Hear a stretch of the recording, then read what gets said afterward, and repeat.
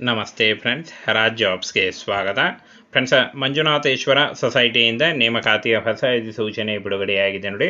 Both male and female, ಪುರುಷ ಮತ್ತು ಮಹಿಳಾ ಅಭ್ಯರ್ಥಿಗಳು ಇಬ್ಬರು ಅರ್ಜಿಗಳನ್ನು ಸಲ್ಲಿಸಬಹುದು. ಹಾಗೆ ಈ ಒಂದು ಹುದ್ದೆಗಳು ಸಂಪೂರ್ಣವಾಗಿ ಕಾಯಂ ಉದ್ಯೋಗಗಳಾಗಿರ್ತವೆ. ಹಾಗೆ ಕರ್ನಾಟಕದ ಯಾವುದೇ ಡಿಸ್ಟಿಕ್ಕಿಂದ, ಎನಿ ಡಿಸ್ಟಿಕ್ಕಿಂದ ಕೂಡ ನೀವು ಅರ್ಜಿಗಳನ್ನು ಸಲ್ಲಿಸಬಹುದು. ಕ್ಲರ್ಕ್ ಮತ್ತು ಉಪನ್ಯಾಸಕರ ಹುದ್ದೆಗಳಿಗೆ ನೇಮಕಾತಿ ಹೊಸ ಅಧಿಸೂಚನೆ ಬಿಡುಗಡೆಯಾಗಿದೆ ನೋಡಿ.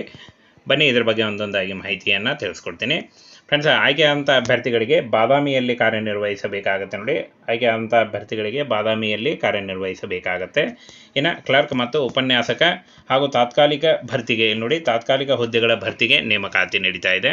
ಇನ್ನು ಫ್ರೆಂಡ್ಸ್, ಈ ಒಂದು ಹುದ್ದೆಗಳಿಗೆ ಅರ್ಜಿ ಸಲ್ಲಿಸುವಂಥ ಅಭ್ಯರ್ಥಿಗಳು ಯಾವ ರೀತಿಯಾಗಿ ಅರ್ಜಿಗಳನ್ನು ಸಲ್ಲಿಸಬೇಕು ಅನ್ನುವಂಥ ಸಂಪೂರ್ಣ ಮಾಹಿತಿ ವಿಡಿಯೋದಲ್ಲಿರುತ್ತೆ ನೋಡಿ. ಇನ್ನು ಆಂಗ್ಲ ಉಪನ್ಯಾಸಕರು, ಇಂಗ್ಲೀಷ್ ಉಪನ್ಯಾಸಕರು ಒಂದು ಹುದ್ದೆ ಇದೆ. ಹಾಗೆ ಸಮಾಜಶಾಸ್ತ್ರ ಉಪನ್ಯಾಸಕರು ಒಂದು ಹುದ್ದೆ ಇದೆ. ಅರ್ಥಶಾಸ್ತ್ರ ಉಪನ್ಯಾಸಕರು ಒಂದು ಹುದ್ದೆ ಇದೆ.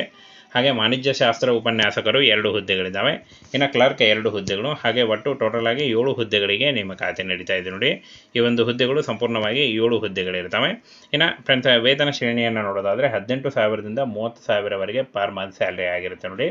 ಇದು ಈ ಒಂದು ಹುದ್ದೆಗಳಿಗೆ ನಿಗದಿಪಡಿಸಿದಂಥ ಒಂದು ವೇತನ ಶ್ರೇಣಿ ಆಗಿರುತ್ತೆ. ಇದು ಜಾಸ್ತಿ ಕೂಡ ಆಗ್ತಾ ಹೋಗುತ್ತೆ. ಇನ್ನು ಫ್ರೆಂಡ್ಸ್, ಶೈಕ್ಷಣಿಕ ಅರ್ಹತೆಗಳನ್ನು ನೋಡೋದಾದರೆ ಇಲ್ಲಿ ನೋಡಿ, ಯಾವುದೇ ಪದವಿ, ಸ್ನಾತಕೋತ್ತರ ಪದವಿ ಅಥವಾ ಯಾವುದೇ ಪದವಿ ಮತ್ತು BEd ಹಾಗೆ KSET ಮತ್ತು NET PhD ಅರ್ಹತೆಯನ್ನು ಹೊಂದಿದಂಥ ಅಭ್ಯರ್ಥಿಗಳು ಹಾಗೂ ಯಾವುದೇ ಡಿಗ್ರಿಯನ್ನು ಹೊಂದಿದಂಥ ಅಭ್ಯರ್ಥಿಗಳು ಕೂಡ ಅರ್ಜಿಗಳನ್ನು ಸಲ್ಲಿಸಬೇಕಾಗತ್ತೆ. ಇನ್ನು ಕ್ಲರ್ಕ್ ಹುದ್ದೆಗಳಿಗೂ ಕೂಡ ಯಾವುದೇ ಪದವಿ ಅಂತ ನೋಡಿ ಕ್ಲಿಯರ್ ಆಗಿ ಮೆನ್ಷನ್ ಮಾಡಿದ್ದಾರೆ, ಯಾವುದೇ ಪದವಿ ಅಂತ.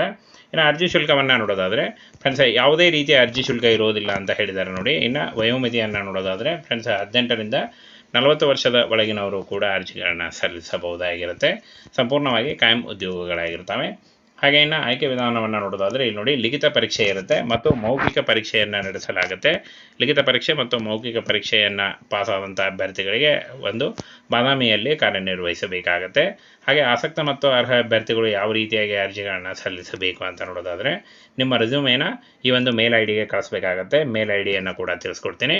ಬನ್ನಿ ಈಗ ಮೇಲ್ ಐಡಿಯನ್ನು ತಿಳಿಸ್ಕೊಡ್ತೀನಿ. ಹಾಗೆ ಫ್ರೆಂಡ್ಸ್, ಇಲ್ಲಿ ಕಾಣಿಸ್ತಾ ಇದೆ ನೋಡಿ, ಈ ಒಂದು ಮೇಲ್ ಐಡಿಗೆ ನೀವು ಅರ್ಜಿಗಳನ್ನು ಸಲ್ಲಿಸಬೇಕಾಗತ್ತೆ ನೋಡಿ. ಈ ಒಂದು ನಾನು ಮಾರ್ಕ್ ಮಾಡಿ ತೋರಿಸ್ತಾ ಇದ್ದೀನಿ.